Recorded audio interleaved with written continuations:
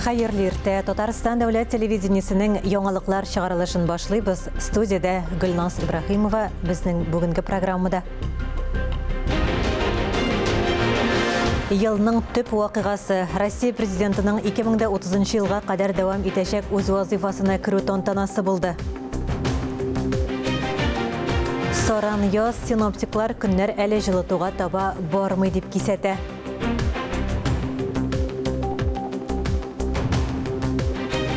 Жырдагы бийеклек Салих Сайдашев исемендәге зур концерт залында тамашачы яраткан премьер төркеменең беренче зур концерты булып узды.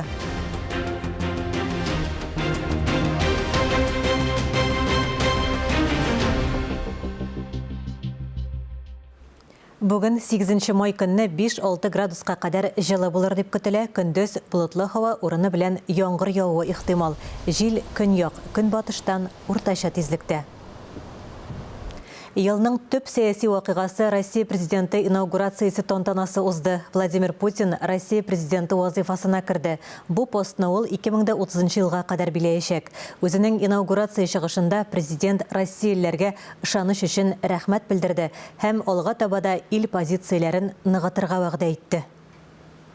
Владимир Путин Алабугада җыелган яңартылган Аурусқа утырып килде. Яңа Аурус мотоциклларынан торган кортеж да бар иде. Инаугурация тантанасы Зур Кремль сарайында министрлыклар һәм ведомство җитәкчеләре, төбәк башлыклары катнашында узды.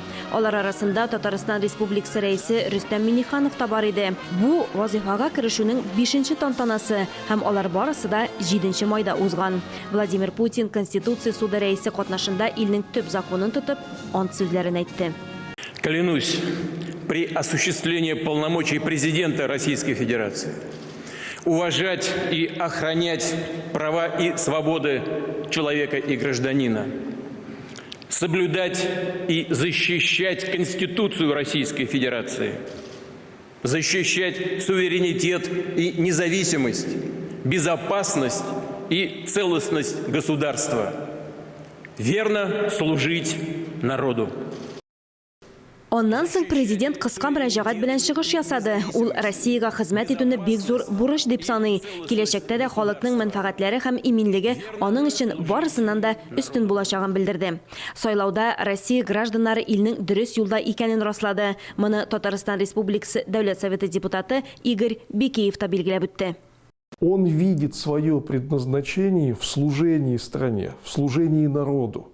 Рассматривает это как важнейшую свою обязанность, долг и огромную честь лично для себя. И можно считать, что для нас огромная удача, что во главе государства находится действенный человек, который искренне старается служить интересам своей страны. Владимир Путин илнең барлык төбәкләрендә ышаныч белдергәннәре һәм ярдәм иткәннәре өчен рәхмәтен җиткерде. Также президент подчеркнул о единстве многонационального народа России. Он также подчеркнул, что будет трансформироваться система образования. Россия авыр чорны лаеклы үтә һәм тагын да көчлерәк була. Россия дөньяның күпчелек илләре белән яхшы мөнәсәбәтләр урнаштырырга әзер. Илнең үсешендә дистә елларга алга таба ышанычлы дәвамлылык тәэмин итәргә кирәк. Видится, что этот срок, с учетом всех вызовов, которые перед нашей страной стоят, будет очень активно направлен на именно патриотическую работу, на молодежную политику. Мы все готовы реализовывать те задачи, которые Владимир Владимирович не единожды озвучивал в своих выступлениях. Владимир Путин гасырлык кыйммәтләрне һәм традицияләрне саклап калу төп өстенлек дип атады. Безнең ил алга ышаныч белән карый. Аның халкы бердәм һәм бөек. Дәүләт башлыгы инаугурация чыгышын бергә җиңәрбез дигән сүзләр белән тәмамлады.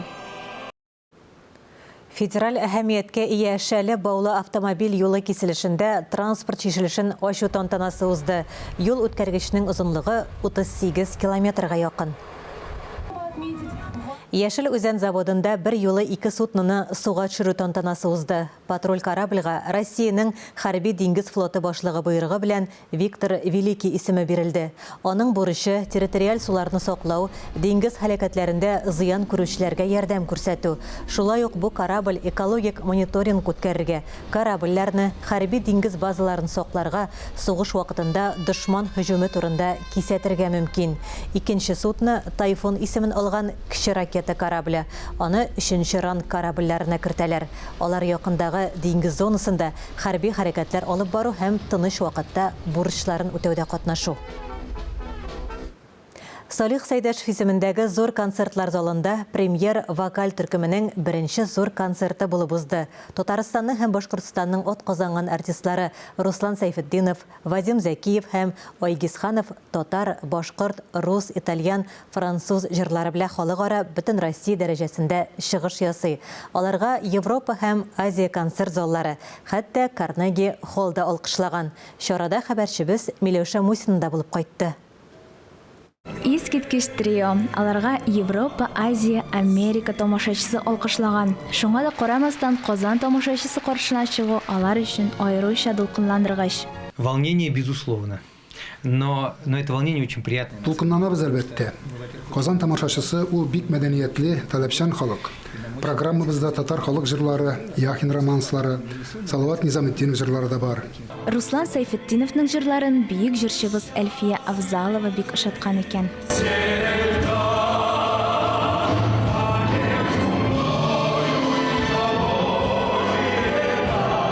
Әни әйткән иде мәрхүмкәем, ай шундый матур җырлый бу җегет, тембры матур дип әйткән иде дә, мин аларны шул хәтлек яратам. Хәзер трио булгач, бигрәк тә бай, эш матур тавыш. Концертның беренче бүлеге тулаем данлыклы Муслим Магомаев иҗатына багышланды. Ну, во-первых, творчество Муслима Магомаева с детства нам хорошо знакомо. Муслим Магомаев иҗаты безгә балачактан бик якын. Без аның җырларын тыңлап үстек. Мин баритон буларак аеруча аны яратам. Безнең репертуарда Муслим Магомаевның җырлары һәр чак булачак.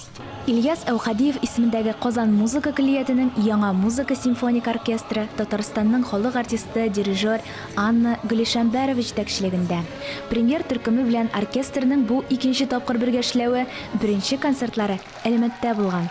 Если это оркестровый концерт, всегда есть блок гитарный. Безнең программада оркестрлык концерт икән, гитаралы өлештә бар.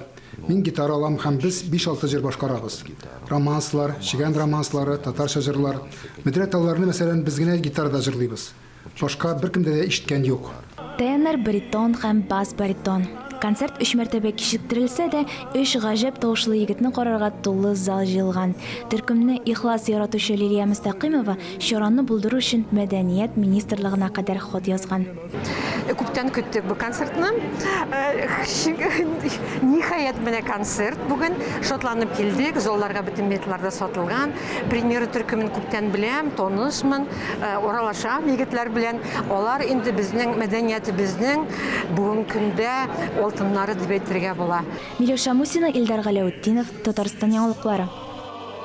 Хөрмәтле телевизор караучылар, чыгарылышыбызны берничә минуттан дәвам итәрбез, бездән аерылмагыз. Эфирда яңалыклар программасы чыгарылышыбызны дөресләү дәресләре белән дәвам итәбез.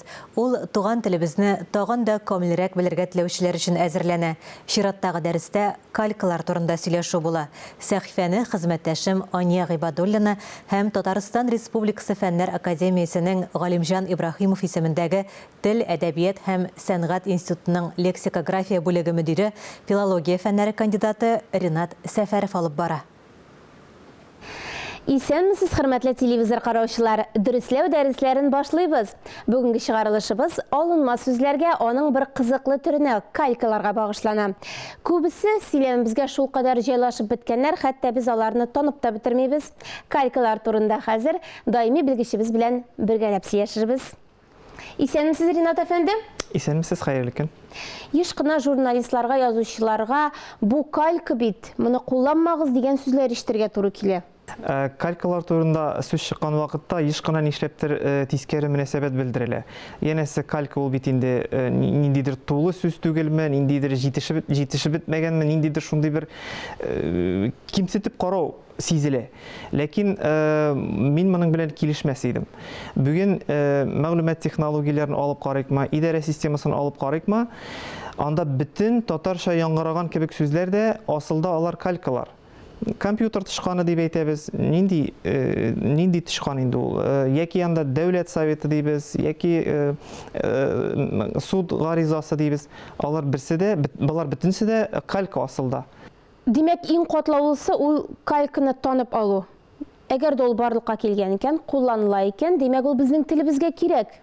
Беләсезме, кулланушы күзлегеннән караганда, кальканы тану-танымау ул мөһим әйбер түгел.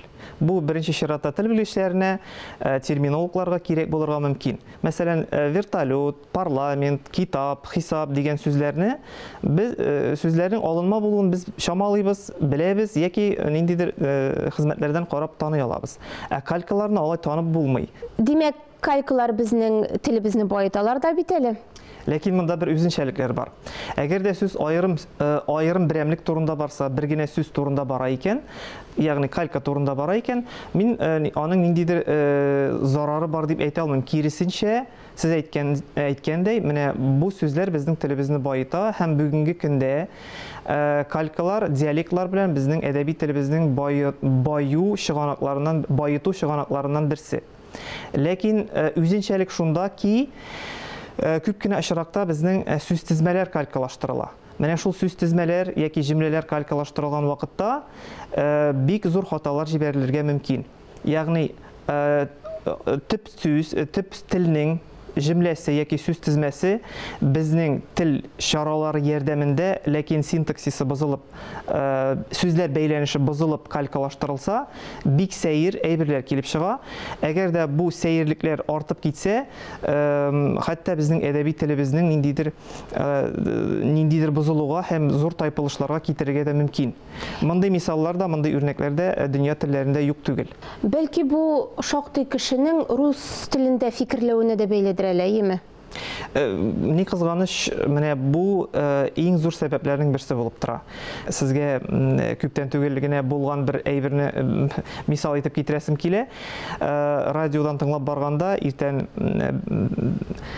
алып баручыларга тур эфирда бер ханым шалтыратты. Таныштылар, бик матур гына сөйләштеләр. Бу ханым районнан, бер авылдан сыер савучы булуы ачыкланды. Һәм шунда сыер савучы дигәч, алып баручыларның да инде берсе сыерларыгызны нәрсә белән ашатасыз дип сорады. Теге апа да инде тур эфир булгач та инде сорау да шундыйрак булгач, сәлам нинди җавап шундый дигәндәй, пешән белән ашатам дип әйтеп куйды. Ләкин татар телендә сыерны яки башка хайванны нәрсә белән ашатмыйлар. Аңа нәрсә ашаталар? Пешән ашаталар, пешән белән түгел. Мин үземчә уйлап куйдым, мин әйтәм, бу апа урынында мин сыерларны сәнәк белән кыйный-кыйный ашатам яки шыбыркы белән ашатам дип әйткән булса, бик сәер ситуация килеп чыккан булыр иде. Ринат әфәнде, мондый җөмлә дөрес буламы? Мин бүген студентларга калькалар буенча чыгыш ясыйм. Менә монда иң кычкырып торган әйбер буенча ачык рус теленнән по теме дигән сүзнең калькасы. Гәрчә без моны татарча үзебез татарча да әйтә алабыз. Мин бүген студентларга калькалар темасына чыгыш ясыйм дип әйтә алабыз. Менә бу очракта калькадан качкан булабыз, уңышсыз калькадан качкан булабыз. Рәхмәт. Ринат әфәнде, әйдәгез без сәхифәбезнең озагында берәр канатлы сүз әйтеп китик инде тагын. Бүген чыннан да канатлы сүз сайлап алдым мин. Ул чыктым аркылы күпер. Һәм ул безнең темага да бик темабыз белән дә бик туры килә. Ул да шулай калькалар турында әйтелгән сүз һәм ул шипшин канатлы сүз башка гыйбарәләрдән нәрсәсе белән аерыла, аның авторы билгеле була. Чыктым аркылы күпер сүзенең авторы безнең Габдулла Тукаебыз. Дөрес, аның мәкаләсендә ул әз генә башкачарак, тулырак бирелгән, ләкин мәкаләнең, Габдулла Тукайның мәкаләсендә дә сүз уңышсыз тәрҗемәләр, калька дип әйтмәсә дә, уңышсыз тәрҗемәләр, урынлы урынсыз сүзләрне дөрес сайламау турында бара. Һәм ул да башка мисаллар рәтендә я перешел через мост дигән сүзне мин чыктым аркылы күпер дип мыскыллап, менә кайбер тәрҗемәчеләргә төрттереп әйтә. Бүген бу сүз шулай ук урынсыз калькаларга карата, татар телен исәпкә алмыйча эшләнгән тәрҗемәләргә, сүз тәртибенең бозылып бирелүенә уңышлы мисал булып тора һәм менә Тукайның бик җиңел кулы белән дип әйтимме, таралып, инде менә гасырдан артык яшәп килә. Рәхмәт сезгә. Хөрмәтле телевизор караучылар, дөрисләү дәресләренең бу чыгарылышы тәмам. Киләсе очрашуларга кадәр. Галиаскар Камал исемендәге Татар дәүләт драма театрындагы чираттагы премьера турында хәбәр иткән идек. Режиссер Айдар Жаббаровның шагыйрә Резидә Гобаева белән бергәләп чыгарган Казанга Тукай кайтты дип аталган заманча спектакле турында тәфсилләбрәк сөйләшү өчен без бүген студиягә аның авторы Резидә Гобаеваны чакырдык. Актуаль әңгәмә сәхифәсен журналист Миңназыйм Сәфәров алып бара. Хәерле көн, Резидә ханым. Хәерле көннәр. Иңелек сезне ғажайып өзеншеліклі, ғажайып тәсірлі спектакль ижат етуіңіз білән, премьера білән тірісірәге, қатылым сіздің барғысында. Қабат-қабат қайтып қарайтыған ижат іш барлыққа келген. Тукай турында енді yazılası yazılған, иренәсі иренелген, көрсетілесі көрсетілген деп fikir yürütüşçülәrini de ғажапқа қалдырылық, уйландырылық әсер келіп шыққан деп айтамыз. Мұның ниеті нәрседен барлыққа келді? Шундай уй-уйга үзегездә дә, анда нәрсә артыгын әйтеп була инде дигән уй идеме? Бар иде әлбәттә, чөнки Тукай турында чыннан да сез әйткәнчә шундый күп язылган, шундый күп сөйләнгән, шундый күп куелган. Моның нияте узган елгы Тукайның туган көне һәм туган тел бәйрәменнән килеп чыкты. Безгә бу эшне тапшыргач, опера балет театрында Тукайның туган көнен үткәрү бурычын без ниндидер үзенчәлекле бер күрсәтәсебез килде. Безнең министрыбыз Радхизянның да теләге шундый иде. Ниндидер моңа кадәр булмаган, башка төрле матур кичә ясарга Шакрол Айдар Жаббаровны чакырды. Һәм без Тукайның истәлекләренә кирип китеп, ниндидер яңа бер тудырырга тырыштык. Ләкин безнең ул вакытта теге вакыт та шикләнгән иде инде. Аны бәлки тулысынча без ул вакытта тартып чыгара да алмаганбыздыр. Ләкин ул бик күп фикерләр тудырды. Бертерлегенә булмады, әлбәттә, чөнки Тукайны һәйкәл итеп күрергә өйрәнгән тамашачыга ул бераз гына шокта булгандыр ул вакытта. Менә Тукайның гап-гади, үзенең комплекслары белән, яралары белән, максатлары белән ниндидер гап-гади малай булып килеп чыгуы күпләргә бәлки ул вакытта гаҗәп булгандыр. Ләкин шуннан соң безгә тәкъдимнәр дә булды. Үстерегез, спектакль буларак үстерегез, зурайтыгыз бу әсәрне, күләмле әсәр ясагыз дип кызыксынучылар да шул вакытта күп булды. Айдарның күптән хыялы бар иде Тукай турында спектакль эшләү. Ул аңа әлбәттә ниндидер стимул бирде менә шул кичәдән соң. Чынында әсәр килеп чыккан дип әйтергә була, тамашачының агыра басып 10 минуттан артык алкышлавы бу турда сөйли инде, димме? Ләкин бер газета хәбәрчесе язуынча күптән түгел менә каравын карадылар, хуплавын хупладылар, ләкин әле депутатлар карамадылар. Тагын депутатларның арасыннан хупламаучылар килеп чыкса, бу әсәрнең язмышы ничек булыр икән дип борчылу белдергән иде. Үзегездә дә шундый шик юкмы? Политикага кирип алай нәрсәдер әйтә алмыйм, ләкин без аларны инде спектакльгә чакырган алабыз. Һәм килсеннәр, карасыннар, фикерләрен әйтсеннәр, безгә бик кызык. Депутатлар арасыннан караучылар булды, Кайзайдулла карады, Рамил Туфатуллин карады. Алар яраттылар дип беләм. Тагын калган депутатларны да көтеп калабыз инде, аларның фикерләрен дә ничек булыр. Миңа калса яратырлар дип уйлыйм, чөнки без үзебез дә гаиләбез белән барып карадык. Эш буын дип әйтәбез бу чиракта, әйме? Мин уйламаганым үземнең оныгымның шул дәрәҗәдә кабул итәр дип. Шуннан да бәлкем инде совет шырында тәрбияләнгән кешеләрне бәлкем киресенчә аларның фикерләрен үзгәртү авыррак булырга мөмкин, әйме? Аларның да килү килмәү аларның үзләренең эше, ләкин яшьләрне миңа калса менә бүгенге вазгыятьтә мәдәнияттән, әдәбияттан читләшергә мәҗбүр булган яшьләрне ничек булса да шул рәвешле булса да Тукайга якынайту миңа калса ул бер дә начар булмас иде. Безнең максат та менә шулай. Хәзер бит балаларны китап укыту бик авыр. Бигрәк тә инде истәлекләр, кемнәрдер турында, шул ук Тукай турында булмасын, Муса Җәлил турында башкасы булмасын, уларның каядыр бер ике шигырен белергә мөмкин әле мәктәп программасы буенча.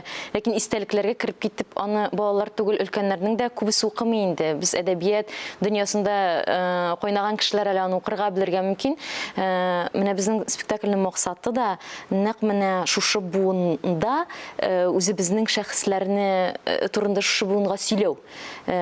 Тулысы белән менә бу спектакльне караган балалар Тукайның кем икәнен миңа калса белеп китәчәкләр. Якынайырлар. Менә спектакльдән соң бик күп яздылар. Без Тукайның китабын алдык. Тукайны укыйсы килә башлады. Бүген кайтабыз да китабын укыйбыз дигән отзывлар бик күп булды.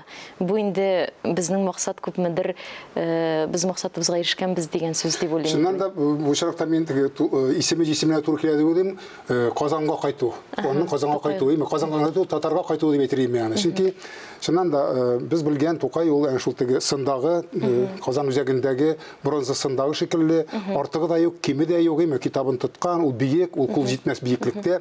Баксаң, күрсәң ул да Гапади малай икән. Бүгенге көндә бәлки кемнәрдер шигырь язып карыйдыр, бәлки кемнәрдер иҗатка тартыладыр. Ләкин Тукай кебек биек, Тукайны биек Тукай дигән сүзне ишеткәч, без бит инде Тукай була алмыйбыз дип уйлыйлардыр. Менә алар үзләре кебек япь-яшь егетне сәхнәдә күргәннән соң, бәлки аңларлар, алар да теге юк-бар белән шөгыльләнмиләр икән, алар да чын иҗатка якын кешеләр икән, бәлки аңларлар. Миңа калса, һәр татар кешесенә, һәр балага моны карау заруридер дип уйлыйм мин. Бик зур рәхмәт, алга таба да уңышлар насыйп булсын. Рәхмәт ясын.